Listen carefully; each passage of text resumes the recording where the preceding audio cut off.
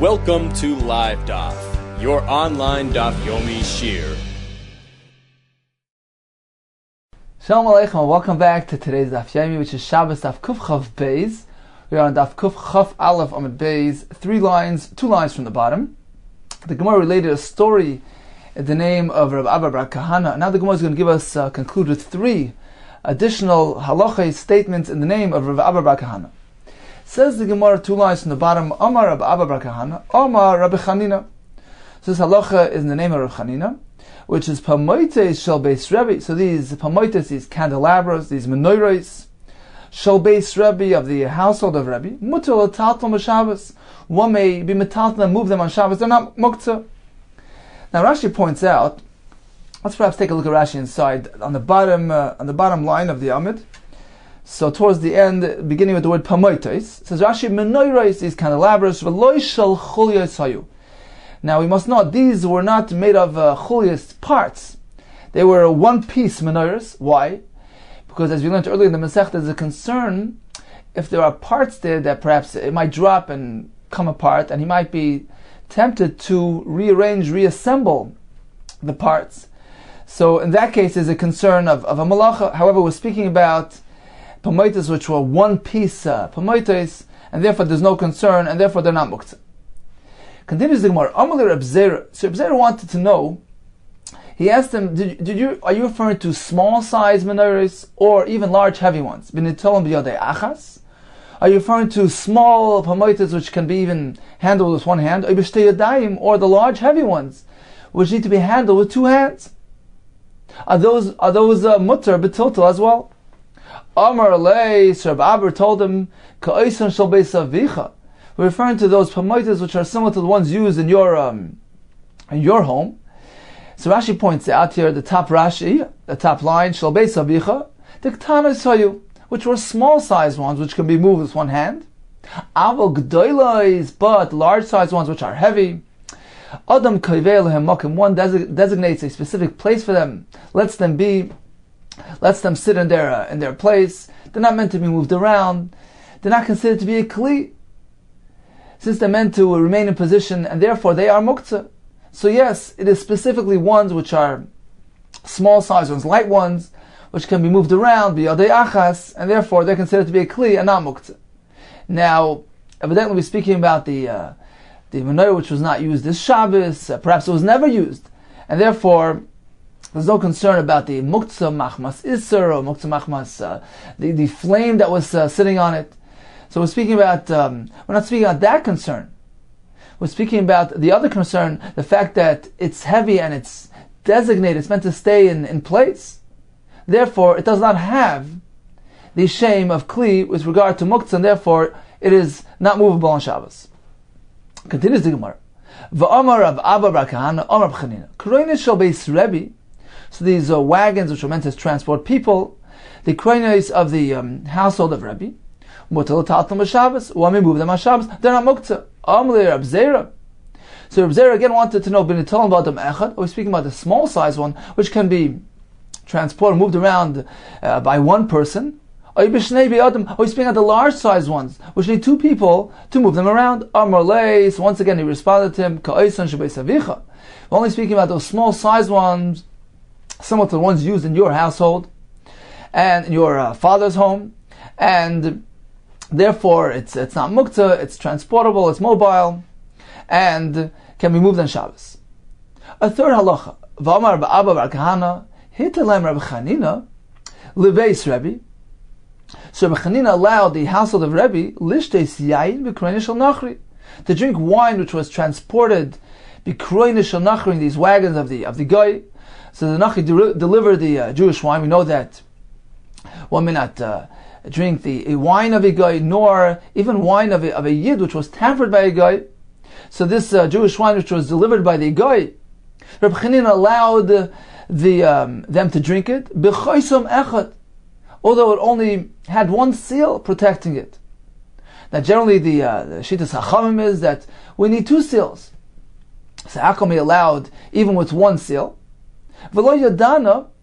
So Rav Abba is speaking, he's saying, I'm not sure, I don't know what the exact reason was. Whether Reb Chanina holds like Reb Lez's Shita, who maintains that even one chaysim is sufficient to secure the yain. Imashum aims to the Beinasiyah, or perhaps, generally speaking, he requires 2 chaysamis to allow the drinking of this wine. Here it's different because of the aims of the fear, the Beinasiyah of the home of the Nasi. So the guy has fear; he's afraid of the household of Rebbe, the Nasi, which was appointed by the Malchus, by the king.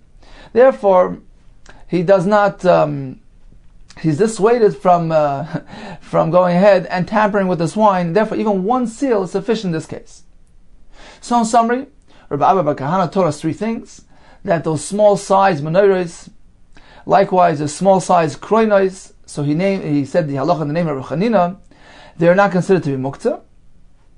And then he concluded with the halacha of the wine delivered to the home of Rebbe, that there was even 1 chaysam, and it was sufficient. He wasn't sure whether it was because that is the general halacha. So Reb Chanina holds that even 1 chaysam is sufficient, like the Shita of Reb Lezer, or specifically here, because of the fear, the ema of the Nasi.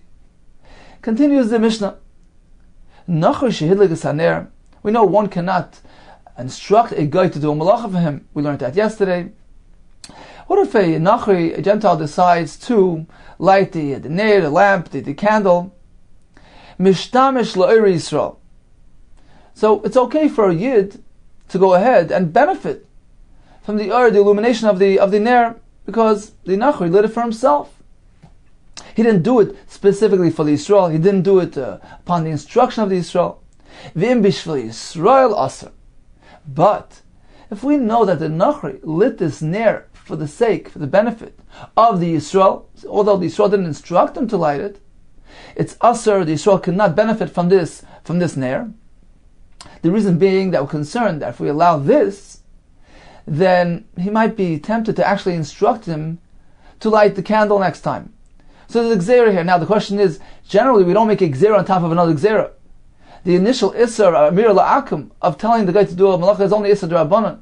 So how can we go ahead and add another safeguard to that and say, well, even if he didn't actually instruct him, he cannot even benefit, have enough from the malacha of a guy, for concern that he might instruct him. It's a double gzera. And the Farshim say that it's chad gzera.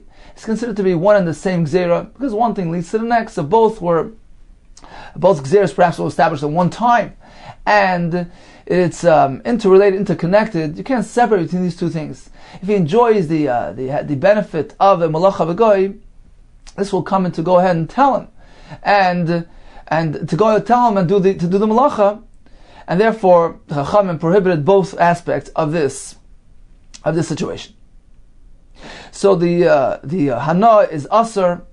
And generally speaking, when we say that it's aser, we mean to say that he can't enjoy it on Shabbos, and he needs to wait, even Motzei Shabbos, he needs to wait a certain amount of time, as Gemara will tell us. It needs to wait the amount of time which would theoretically suffice to have this malacha done. So therefore, he's not benefiting from the fact that the malacha is done on Shabbos. So that's the first case of the Mishnah. That if the Nachri lit the candle, the Yisrael can have anah, provided that he didn't do it for the sake of the Yisrael. Continues the Mishnah, Mili Mayim, Ashkes Behemtoi. What if the Nachri drew water from this boir, from this pit in Rishus Harabim, which is considered to be, this boir is deep enough to be considered Rishus HaYachid, and he goes and he draws water for his animal, he brings out water into the Rishus Harabim, so he does the Malacha of Haitzah, but the Nachri did it Ashkes Behemtoi, to feed his own animal. Mashka Achav Yisrael, Yisrael could come along and use the remnants of the water, the remaining mayim, to feed his animal, because he can have anah from the malacha of the guy, because he did it for his own sake. He acted out of his own self-interest.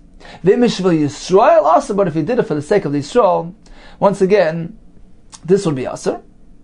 A third case, also nachri kevesh leirid boy. What if this large ship arrives at port and the nachri builds this gangplank, this kevesh, this ramp, leirid boy, to descend, to go down, come off the ship, to disembark. Yerid achav Yisrael. The Yisrael can go ahead and follow suit, use the kevesh, go down the kevesh behind the goy. V'imish Yisrael aser. But here as well, if the Goy did it specifically for the Yisrael, it's awesome. Says the Mishnah, Maaseh b'Rav Gamliel v'Askenim. There's a story regarding Gamliel and the elders Sheibarim B'Sfina, who were coming with the ships. They arrived on Shabbos. V'asa Nachri kevesh le'ered by. So the Nachri designed, fashioned this kevesh, this ramp, to come off the ship. V'yard by Rav Gamliel v'Askenim. And Gamliel and Askenim used this kevesh as well because it wasn't done for them. The Nachri did it, built it for his own sake. So they went ahead and had enough from this kevesh because they were simply using something that the guy did for himself. Continues the Gemara. The Mishnah gives us 3 examples. If the Nachri lights a candle, he draws water for his animal, and he builds this ramp. In all cases, the Yisrael can benefit from it provided the Nachri didn't do it for the sake of the Yisrael. Says the Gemara Tzricha. The Mishnah needs to give us all 3 examples. Why do they all 3 need it?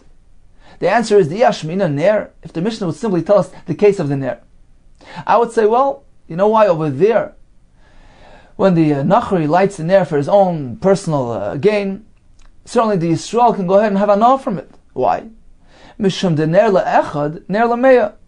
Because the Ner can equally benefit 100 people, just as it benefits one person. The same Ner can be enjoyed by one person and by 100 people. Therefore, there's no concern there that the guy added, he increased for the Yid, he lit the candle for himself. And the Yisrael is merely having an incidental anah, he's benefiting from the same Ner.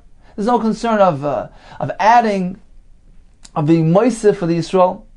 Aval ma'ayim, but in the case of the water, ligzar, we should make it gzer, we should prohibit it. Why? Dilma asel afushi b'shvil Yisrael. Out of concern that perhaps the guy will actually add quantity, will add more water for the Yisrael. He sees the Yisrael needs to feed his animal. Perhaps he's going to be a nice guy and going to add some water. So perhaps in that case, it should be an isser. We should not allow the Yisrael even to use the leftover water for concern that the guy will be tempted to add for him. Mishnah tells us, no, it's okay. As long as it appears the guy did it for his own sake, simply some water left over, the Yisrael can use the leftover water. Okay, so that explains the first 2 cases. What about the third case? The kevesh lamali. Why the case of the kevesh? It would seem that the gangplank is simply a mirror case of the first case of the ner, because one ramp is useful for 1 and for 100 people at the same time. There's no adding here. There's no chashash that he added anything for the Yisrael. So once the Mishnah already gave us the case of the ner, why does the Mishnah repeat the case of the kevesh? The kevesh lamali. So once we have the ner and the water, why add the kevesh? Says the Gemara, Maaseh Rav Gamliel v'Askenim kamash malon. The Mishnah is simply trying to illustrate this halacha in a practical case that we see that the Rav Gamliel and the Askenim actually fulfilled this halacha l'maisa. So they relied on this halacha in actuality. Let's take a look at the Rashi inside here. So Rashi here is beginning from the Gemara, which is it's about 10 lines from the top, beginning with the word ner le'echad ner le'mea. So one candle is useful for one person, as it's useful for 100. Kiva the nachru le'tzarchei likai, since the guy lit it for his own sake, for his own personal benefit. Le'echad le'meimar. There's no concern, there's no reason to say b'shvil Yisrael afish, that he actually added for Yisrael. There's no adding here. It's the same thing that's being used for him as for them. Kevesh lamali. Why state the story, the halacha of the kevesh? Hadumi de neru, because it's similar to the ner. Kevesh lecha, kevesh lamei. The same ramp used for one is used by many. So why does the Mishnah need to state that halacha? And the Gemara says, well, the Gemara wanted to show us the story of Rav Gamliel and the skin. Continues the Gemara. Taner Rabbana, we learned in the Brayso, Nachri shaliket asavim.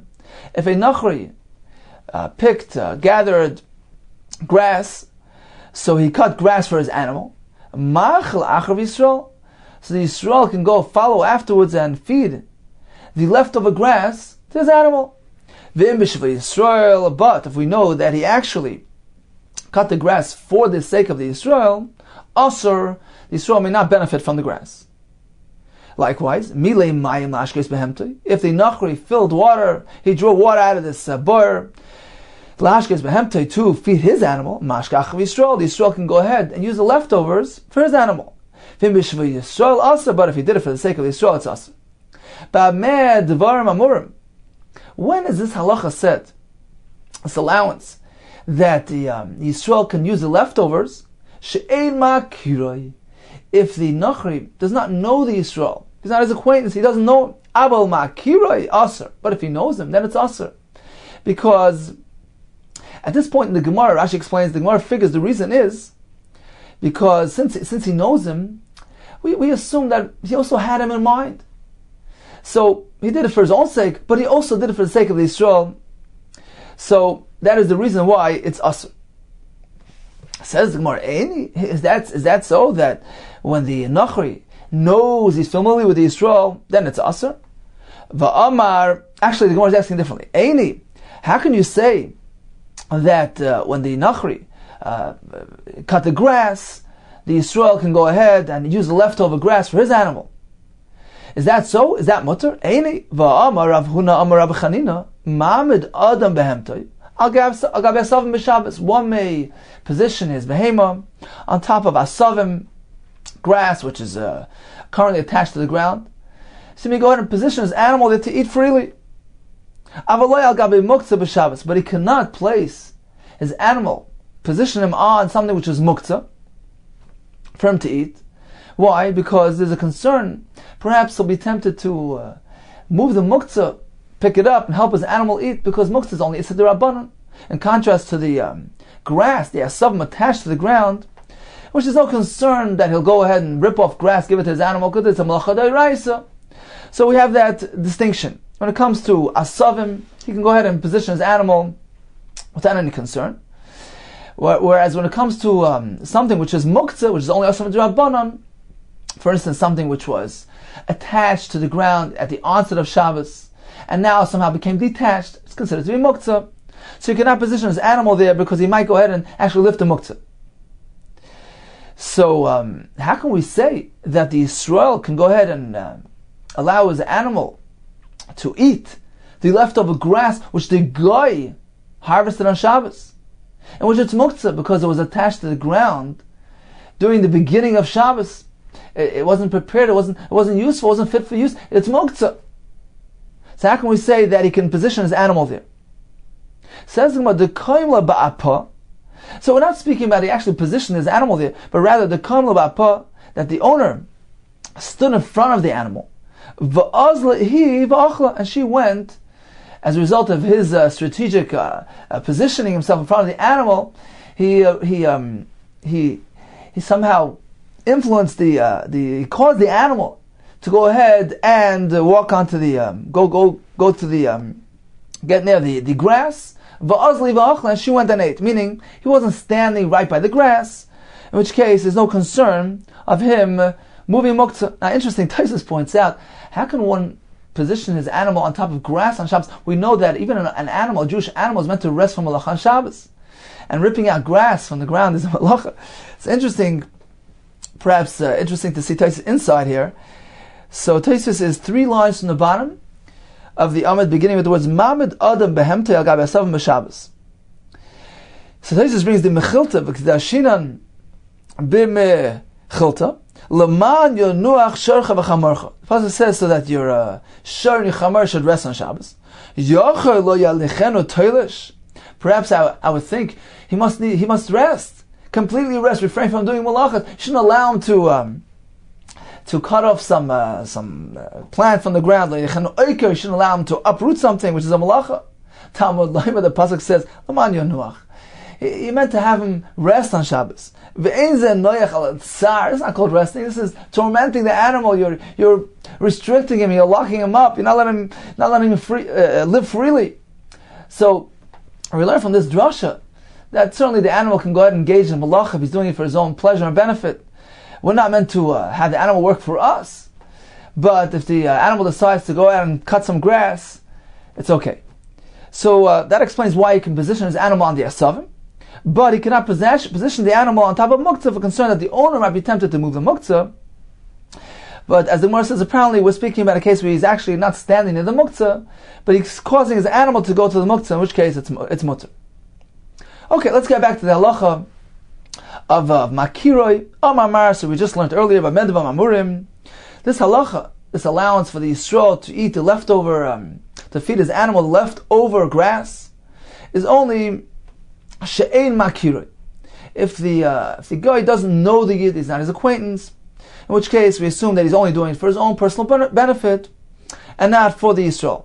Aval makiroi asr, but if he knows the Yisrael, then it's asr because we assume that he had him in mind, and therefore he also did it for the Yisrael. Says the Gemara, one second, let's go back to our Mishnah. We have a story of Rav Gamliel, who's traveling together with a guy in the boat. He was his travel companion. Apparently he knew him, he was sitting together with him, he was traveling with him. Nevertheless, the Mishnah says that if the guy who built this kevesh for himself, Rav Gamliel was allowed to use the ramp, despite the fact that he was makiri. Says the Gemara, Rav Gamliel makiri hava. Rav Gamliel was somebody who the Nachri knew. So how was he allowed to use the ramp? Amar Abaye shaloi b'fanav hava. The Mishnah was speaking about a case where Rav Gamliel was not present, was not b'fanav, was not in front of the guy when he built the ramp. So according to Abaye, the restriction, the limitation of makiroi only applies when the Nachri is doing it in front of the Yid, in which we assume that since he's doing it b'fanav, he really has him in mind. He's doing it primarily, he's trying to impress the Yid. He's trying to demonstrate that he's trying to help him. So in this case, it takes on a new form. It takes on a new meaning. The malacha of the guy, even though he's doing it for his own personal benefit, but if he's doing it in front of the Yid and he knows that the Yid is going to benefit from it, it is regarded as though he's doing it primarily for the Yid, and therefore it's awesome. However, in the case of Rav Gamliel, since he wasn't present when the Nachri built the kevesh, it's okay, despite the fact that he knew it. Rava Amar, Rava has a different approach. This halacha of makira is asr is only in the case where there's concern that he's going to increase his malacha for the sake of the Yisrael. But simply the fact that he's present, that's okay. Rava Amar, even if you'll say that Rav Gamliel was there, was present when the Nachri built the kevesh, there's no concern. Ner le'echad, ner le'meir. This was a term we used earlier. A candle is useful for one, as useful for 100. He's not adding anything. When 100 people come and use the illumination of this ner, which he lit for himself, it's okay because he's not adding anything to benefit the 100 people. Likewise, in the case of the kevesh, it's the same ramp used for one as for 100. And since there's no concern of any addition here, of any increasing, there's no ribui malacha done, therefore there's no concern. So according to Rava, the restriction of makiroi only applies to a circumstance where there's concern, perhaps there's a chashash, that he was marba b'shviloi, that he added something, that he increased the malacha in order to benefit the Yid that he knows. But in a case such as a kevesh, where there's no such option, there's no isser. So in conclusion, the isser of makiri, according to Abaye, is strictly when it's b'fanav. Then we regard the malacha as though it's done primarily for the Yid who is present there. But according to Rava, there's no concern of b'fanav. Makiri only applies where there's a concern, perhaps, that he increased the malacha for the sake of the Yisrael, such as in the case of the grass, which the guy picked for his animal, or in the case of the water which he drew, which he was doile for his animal. Those cases, certainly, if he's makira, there's a concern because he may have added something for the Yisrael. So according to Rava, that is the criteria. Continues the Gemara. We have a kasha. Meisve. Let's ask a kasha from the following brayse. From the following brayse, Amar Gamliel turned to the other chachamim, other zkenim. He said, "We'll have to use this kevesh. Since the Nachri built it out of our presence, let's go down. Let's use the kevesh." So clearly, it is only because it was shaloi b'faneinu. Apparently, this is a right Abaye and a kasha on Rava. Says let's say hoyel v'asay nered boy. Ramullah was simply saying, since look, he made it already. He built the kevesh for himself. Let's go use it. Let's descend. Let's go down the gangplank. The fact that he used the word shaloi b'faneinu That's simply incidental. That happens to be that it was done out of his presence, but that wasn't the reason. That's not a precondition for allowing the use of this kevish. That's how Rav is going to answer this brayso. Continues the Gemara with another kasha. Tashma, come and listen to the following brayso. So you have a city in which there are Yisrael and Nachrim living in it. And you have a merchatz, a bathhouse, which is operating on Shabbos. They're heating it up on Shabbos. So if most of the inhabitants, most of the customers of this bathhouse are Nachrim, then a Yisrael may go and use this Beis HaMerchatz immediately after Shabbos. He can do so right after Shabbos without any concern. Since most customers are Goyim, we consider the malacha of heating up the merchatz, the water in the merchatz, etc., as being done for the sake of the Goyim, and therefore the Yisrael can use it right after Shabbos without any delay. However, in Rav Yisrael, if most of the customers are Yisrael, in that case, Yamtin b'kedei sheyicha muchamen, then the Yisrael cannot use it right after Shabbos. He has to wait a certain amount of time. B'kedei sheyicha muchamen, that enough time needs to elapse, which would allow, theoretically, to cook up the water in the Beis HaMerchatz. This is done so that the Yisrael should not really benefit from the fact that the Beis HaMerchatz was warmed up on Shabbos. So, here we have a case where it was not warmed up in front of the Yisrael, nor was there any chashash of adding for the Yisrael. As Rashi explains, because the process of warming up the merchatz is a standard procedure, done for a few, done for many. It's the same procedure. There's no chashash of adding or increasing the malacha. So why do we say that it's aser? Fine, we're speaking about most customers are Yisrael. So let's say this can be equated with the case of makirei. Just as when the guy knows the yid, we say it's aser. Likewise here, the bathhouse attendant who's warming up the merchatz, it's as though he knows the recipient, the yid, because since most are Yisraelim, so it's regarded as though he knows the recipient who is going to benefit from his malacha. But both those conditions presented by Abai and Rava are not present here. It's not b'fanav. He's not adding anything, so why is it us?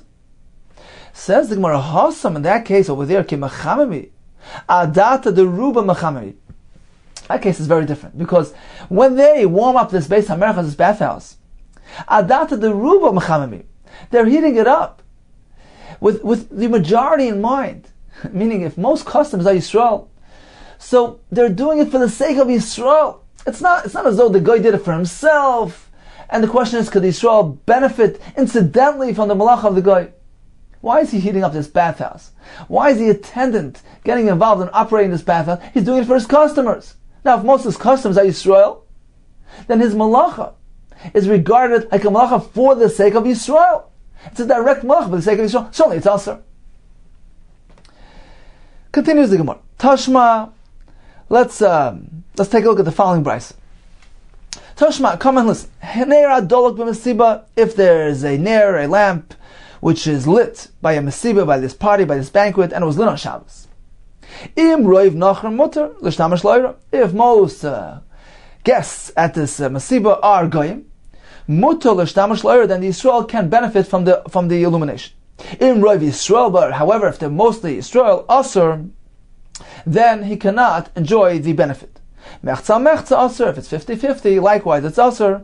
Rashi explains because it's hard to determine whether or not it's for Yisrael or the Goy, because 50-50, so we regard it as though it's being done for the Yisrael and it's aser. Says the Gemara, we have a kasha from here on Rav, because in this case, once again, although most are Yisrael, and therefore it is as though the one lighting the candle is makir, he knows his recipient, since most of the banquet goers here are Yisraelim, so it's considered like makiroi. He knows them. He's doing it for the sake of his customers, who are Yisraelim. But there's no adding here. It's ner le'echad, ner le'meya. It's the same ner, which one benefits from as 100. There's no adding here. And according to Rav, even in the case of makiri, it's only aser provided that there's a concern of being marba, of adding, of increasing the malacha for the sake of the Yisrael. So why is this case aser? Says Mahasam Nami. There as well. Ki madliki adata the ruler madliki. When they light the lamp at the Mesiba, why are they doing it? They're doing it for the sake of the guests at the party. Therefore, what determines the nature of the malacha? Most of the guests. If most are Yisraelim, then the malacha is being regarded as though it was directly done for the sake of Israel. Therefore, it's asur. It's a direct malacha for Israel. It's not something which the guy does for himself, and Israel is merely having a incidental hana. The person who lit this lamp at the Mesiba is doing it for the guests of the Mesiba, for the Orchim. If most Orchim are Yisraelim, then the malacha was done directly for Israel. Continues the Gemara. Shmuel ikla lebei Abentern. Shmuel visited the home of Abentern. Asau Nachri. So this Nachri came along. Adlik Shraga. He lit a candle. Adrinu Shmuel ape. The Shmuel turned around. He didn't want to benefit from the hana here. He was concerned perhaps that the guy did it for the Israel. Kiv on the chaza the icy star. But once he saw the guy brought along a document with a curry and he was reading, now it was apparent that evidently he lit this flame, the lamp, for his own sake. Amar, so Shmuel now said, Adaited nafshei adlik. Now I see that. He did it adaited nafshei for his own sake, for his own benefit. Adrinu iu la pei gabi shraga. So Shmuel turned his face back around towards the shraga, towards the lamp, and he benefited from the ur. Hadran loch kol kisvi. So in summary, we learned about a nachi who did a malacha. So it depends. If he did it for his own sake, he lit a candle, he drew water, he built this ramp, he did it for his own sake. The Yisrael may have enough from it, because he didn't do it for the Yisrael, he did it for himself. What if the Nachri was Makiroi? He knew the Yisrael, he was his acquaintance, he knew him, and we assume that he's doing it also for the sake of the Yisrael. It's asur. Now Abaye and Rav have different approaches. Abaye says that specifically when the Yisrael was present, it was befanav, in which case it is as though he directed his masa for the Yisrael. He demonstrated his care for him, out of respect, he wanted to impress him, etc. In this case, we regard the masa as primarily having been done for the sake of Yisrael and it's asur. Whereas Rav says no, the concern is only strictly in the case where there's a chashash, that he was marba b'shvila, that he increased in the malacha. As opposed to the case of the candle, where this option does not exist. The Gemara concluded that if the bathhouse attendant or the fellow preparing the meal there, he lit the light for the mesiba, in which case we follow the roiv. If roiv of the customers of the bathhouse are Yisraelim, or roiv of the guests at the party are Yisraelim, it is asur, because the ma'isa in this case is regarded as though it was done directly to Yisrael, in which case it's asur. Continues the Mishnah. Kol ha'kelim nitolim b'Shabbos. All these kelim which have doors, for instance, a closet, so all these things that have doors, nitolim b'Shabbos. So the kli may be moved on Shabbos, but that's the same anymore, and the doors may be transported with the kli itself. It's okay. It's part of the kli. Afal pishin is sparkle. Even if the doors broke off, they became detached, they are still not muktzah. Why? Because then it can't be equated to the doors of a house. Those doors, when they fall off the house, they're muktzah. Because those are not prepared. They're considered to be muktzah because they're part of the house, and when they get detached from the house, they're muktzah. As opposed to the case of the dalsis, of these doors, of these kelim, which are not muktzah, even when they come off the kli. Let's take a look at Rashi inside, who explains this very thoroughly. So Rashi here is right at the beginning of the Mishnah. So it's about 7-8 lines from the top, beginning with the words Kol ha'kelim nitolim b'Shabbos v'dalsasei mimoy. Explains Rashi, Kol ha'kelim sheyesh lehem dalsis, all types of kelim which have these doors, kigon shida, teva, migdal, nitolim b'Shabbos, so they can be moved on Shabbos. V'dalsis sheyesh lehem b'tzidon imohen, and the dalsis which these things have on their sides, nitolim imohen, can be transported together with the of the kli, and the chiddush is v'afal pishin esparku had losses min hakelim. Even if those doors came off the kli, nitol, they can still be moved. They're not muktzah. Vein doimel dasas habayis. They're not similar to the door of a home. She'ein nitol, which cannot be moved, which are considered to be muktzah when they come off the doorpost. Lefi, why? Shadalses habayis einam min hamuchan letaltal. They're not prepared for moving as is. They're meant to stay on the doorpost. They're meant to stay on the house. She'ein a kli, they're not considered to be a kli. So when they break off the doorpost, they're muktzah. They're not a kli. They're part of the home. A broken piece of the home. It's muktzah. Aval elu. But in contrast to these, aval elu hein kli agav avim. These doors are considered to be a kli agav avim. Agav means on account of their father, meaning they're still considered a part of the primary kli. Meaning, these doors were initially part of a kli, not part of a home, part of a kli which is mobile, which is transportable. So even now when they break off, as Tosis points out, it's still right to be put back and reattached, reassembled. Therefore, it doesn't lose any status. It's still considered to be part of the original kli.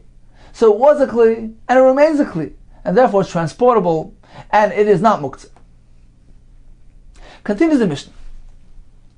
Noitul adam kornus. One may go ahead and take a kornus, a hammer, lefatzea boyisei goizim.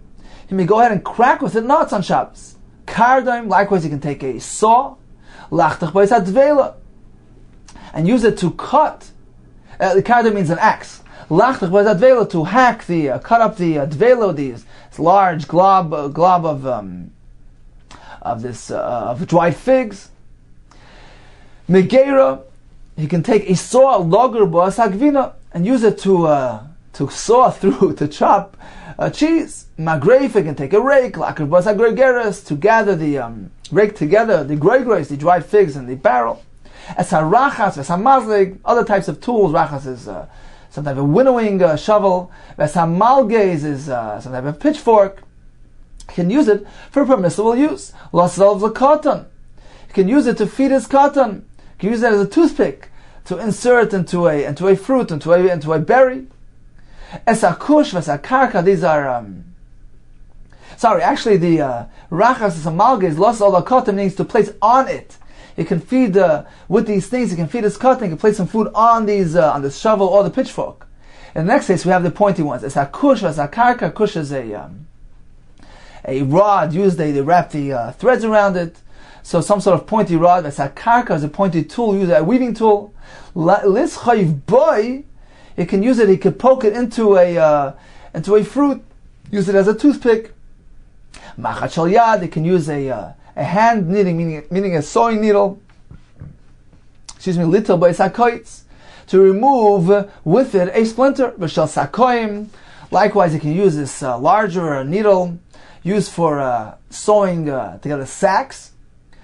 He can use that, liftech b'sadelas, use it to open a door if he lost his key.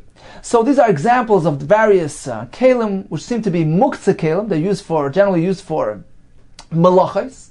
But if he needs it for permissible use, it's mutter. Continues the Gemara. The Mishnah began, kol ha-kelim nitalim, all these kelim which feature doors attached to them, they can be moved on Shabbos. And the Mishnah tells us that even though the door broke off, now, the Mishnah seems to be telling us that even though they broke off on Shabbos, that's how the Mishnah reads. Kol ha-kelim nitalim b'Shabbos, but at the same time, even though they broke off, it appears to be implying that even on Shabbos, b'Shabbos, even though this kli got detached on Shabbos and the doorway came off on Shabbos, so although it happened on Shabbos, don't think it's muktzah. No, you can move it. Needless to say, this happened during the weekday, certainly it's not muktzah. So it seems like the Mishnah is telling us that there's a greater chiddush when something breaks on Shabbos. Perhaps I would think it broke on Shabbos itself, it's muktzah. So the Mishnah seems to be telling us that on Shabbos is a greater chiddush than if it would happen merely during the week. There's no need to say that if it happened during the week that it's not muktzah, because if it happened back during the weekday, certainly it's not muktzah. Says the Gemara, one second, Adarabah, just the opposite. B'Shabbos, if this thing cracked off on Shabbos, then there's less reason for muktzah. You know why? Mechonan al gabi avian, because these doors were prepared on account of their father. Meaning, when Shabbos arrives, at the onset of Shabbos, at the beginning of Shabbos, where were these doors? They were attached to the parent kli, they were attached to the primary kli. And they were still perfectly useful as part of the kli. So although it broke on Shabbos, there's no muktzah here. Because since at the first point of Shabbos they weren't muktzah, so there's less reason. There's reason to say that it's not muktzah. It doesn't just become muktzah. However, b'choil, perhaps if it would have happened during the weekday, in that case, there's a greater reason for muktzah. They're not prepared, they're not fit to be used as part of their the primary kli, meaning at the onset of Shabbos, where were they? They were detached from the kli. So in this case, there's a greater reason for muktzah. So the Svar is just the opposite. Why does the Mishnah tell us that even though it broke off on Shabbos, it's not muktzah, implying that that's a greater chiddush? Perhaps I would think if it breaks off on Shabbos, it's muktzah, but certainly if it breaks off during the weekday, it's not muktzah. Just the opposite. When something breaks off on Shabbos, depending on the situation, but there's less reason for muktzah when something breaks off on Shabbos, because at the onset of Shabbos, it was part of the ikar kli, it was muchan. And generally the onset of Shabbos is what determines the din, the status of an item on Shabbos, as opposed to something which already broke off previously, prior to Shabbos. In which case, perhaps, there's a greater reason for muktzah, because it wasn't part of the kli. Says the Gemara, Amar Abaye, you're right. The Mishnah never intended on telling us that. Hachi kamar. This is what the Mishnah means to say. Kol ha-kelim atom b'Shabbos. All these kelim are moved on Shabbos, but that's the same anymore. And their doors together with them. Although they came apart during the weekday, they can still be moved on Shabbos, because as we learned, they still have a din of a kli. Even the door which is attached is still regarded as part of the kli, and it's not muktzah. So the Mishnah is not telling us that even though it broke on Shabbos, it's not muktzah. The words afal pi nisparku is not going back to the word b'Shabbos mentioned earlier. Rather, it's going on a case where it broke up during the weekday, in which case it's a greater chiddush, even though it was already broken before Shabbos. So Shabbos enters with this thing detached. Still, it's not muktzah, because it's still considered to be part of a kli. And that's a greater chiddush, because if it would happen on Shabbos, it wouldn't be such a big chiddush. Tana Rabbana, we learned in the Brayse, Dele shel shida v'shel teva shel migdal. So these doors of the shida, some type of wagon, teva is a chest, a migdal is some type of closet. Noitlun avaloi machzir. One can detach these doors. He can remove it from its kli, avaloi machzir, but he may not return it, may not go ahead and reassemble it, reattach it. V'shalul shel tanei goyim. However, a door from a lul is this chicken coop, which is actually attached to the ground, in that case, he can neither remove the door, nor restore it, nor return it. Says the Gemara, Bishleima, Shalul, Shaltana Goyim. We understand why the Tana says that the door of the Lul cannot be removed, cannot be reattached, because the Tana holds Kivan the Mechabi Bar. Since these coops are attached to the ground, Yesh binyan bekarka, yesh stira bekarka. The concept of binyan, of building, the concept of stira, of demolishing, these are two malachas amongst the 39. These concepts apply to something which is attached to the ground. So removing the door is stira, is demolishing. Reattaching the door is binyan. Elo shel shida v'shel teva shel migdal. However, when it comes to the other halacha of these chests, what does the Tana hold?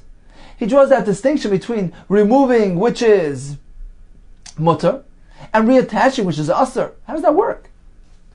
What does he hold? Yesh binyan b'kelim. If he holds that even with regard to kelim, there is a concept of binyan, there's a malacha of binyan, and that's why you cannot reattach that door, because he's building the kli. If so, yesh stira b'kelim. Likewise, there should be the halach of stira by a kli. Why can't he remove it? Why do you allow him to detach that door? He's doing stira. Ain't stira b'kelim. Conversely, if he holds that you know why you could remove the door from the kli, because there's no concept of a malach of stira by a kli. It only applies to something which is attached to the ground. Therefore, you can remove the door. If so, ain't binyan b'kelim. Likewise, there should be no concept of binyan by a kli, and it should be allowed to reattach that door. So how could he be machalek between removing and replacing? Between stira and binin. Omar Abai, lo'olam kasavar, yesh binin bekelim, v'yesh stira bekelim. Certainly the Tana holds that binin and stira apply to kelim just as they apply to something which is attached to the ground. The Bryce is not allowing removing the delas. V'shenitlu kamar. The Bryce is speaking about when the door was already removed. It's sitting detached. The Bryce says a detached door may not be reassembled.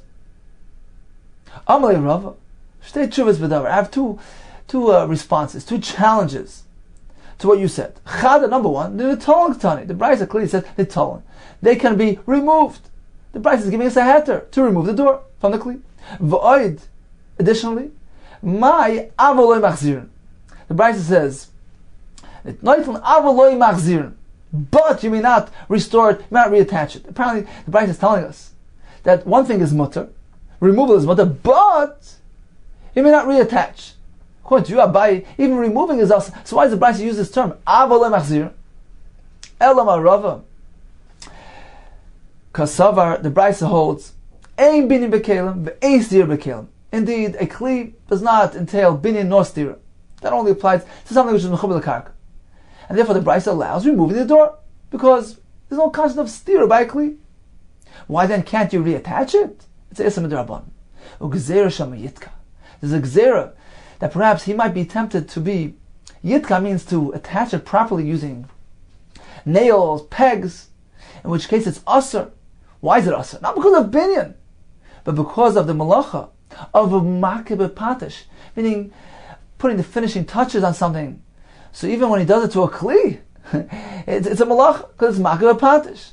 Therefore the chacham didn't allow him to reattach this door to the kli for concern that he might do it properly in a manner which involves makeh patish. So in summary, we discussed doors. And we have that distinction between doors of a home or a lul shel tarnagolim, which is attached to the ground. So these are doors of structures. So these doors that come apart are muktzah, because they were part of this bayis, part of this structure. They were never regarded as a kli. So when they come apart, they're considered to be useless. They don't have a din of a kli, and therefore they're muktzah. Certainly one cannot remove a door from a fixed structure, nor reattach a door, because there is a concept of binyan and stira by something which is mechuber l'karka. What about the same situation by a kli? So the door of a kli which comes apart, it's not muktzah, because initially it was part of a kli, and it's presently considered to be part of a kli. It never lost its kli status. What about removing and reattaching the doors? According to Abaye, there's a concept of binyan and stira, building and demolishing, even by a kli. Therefore, Abaye says, one may not remove or reattach the door of a kli. Rava says, no. Ain't binyan and stira bekelim. It's merely a kli. There's no concept of building, of demolishing. These malachas don't apply to a kli. Therefore, one can remove a door from a kli. When it comes to reattaching, true, in Torah it's mutter, because there's no binyan by a kli. Chacham were concerned, however, they didn't let him do it. For concern, Gzera Shama Yitka, they might go ahead and reattach it properly using nails, using pegs, in which he's doing a malacha, not of binyan, but rather makeh b'patish. Continues the Gemara. Noitel the Mekornos, the Mishnah told us he can take this hammer, crack nuts. Omar Rav Yehuda, Kornos shel hagoyzim, lefab tzeya bois hagoyzim. He can take a hammer, which is meant to be used, which is designated miyuchad, Rashi says, leftziyas hagoyzim, for cracking nuts, and use it to crack nuts. Avol shel nafachan loy. But to use this grand hammer used by the blacksmiths, he cannot use that for cracking nuts. Because Rabbi Yehuda holds, a utensil which is designated for prohibited use, even if he intends on using it for tzarech gufa, of its own sake, meaning he wants to use this thing for a permissible function, to crack a nut, it's us. Now Taisus points out that this limitation of Rabbi Yehuda is limited to this type of case. We're speaking about this chashav cornice, this blacksmith's hammer, which is designated for malacha chashuv, for a prominent, significant malacha, and in which case it's not really suitable. It's not meant to be used for some inferior, minor function like cracking nuts. It's not meant for that. Therefore, Rabbi Yehuda maintains it's asr. But regarding other types of kalim, which are simply designated for isser, for prohibited use, Rabbi Yehuda would agree. If it doesn't fall into this type of category of this blacksmith's hammer, it can be used. L'tzarech gufay for malacha, which is mutter. Amalei Rabba. So Rabba responds to Rabbi Yehuda, Alamiyata.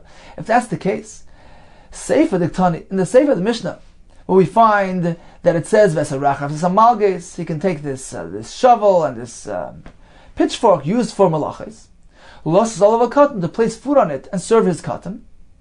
Rachas amalges, maybe after the cotton. These tools, are they designated for the cotton? Certainly not. They're meant to be used for malachas. Nevertheless, we see that one can use the L'tzarech gufay, can use the actual tool for a permissible use. Elama Rabba disagreed. One can even use a blacksmith's hammer to crack a nut. Because Rabba holds,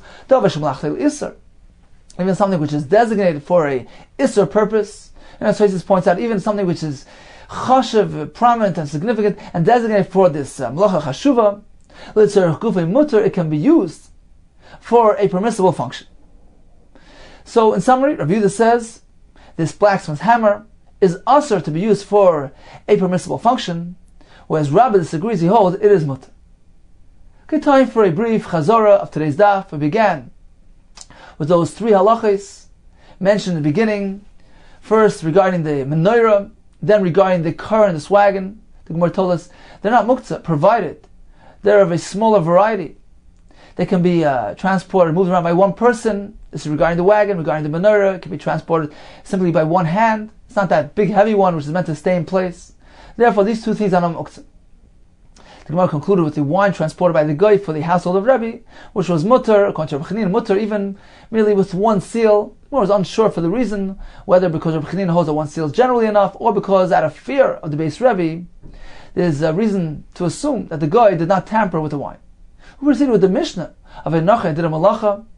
If he did it for the sake of the Yisrael, then it's asa. But if he did it for his own personal benefit, he lit a candle, he drew water out of the well, he built this ramp, then the Yisrael may have anah from it. Now, if the guy knew, he was makira, he knew the Yid, Abaye says, depends. If he did it in presence of the Yid, then it's asa.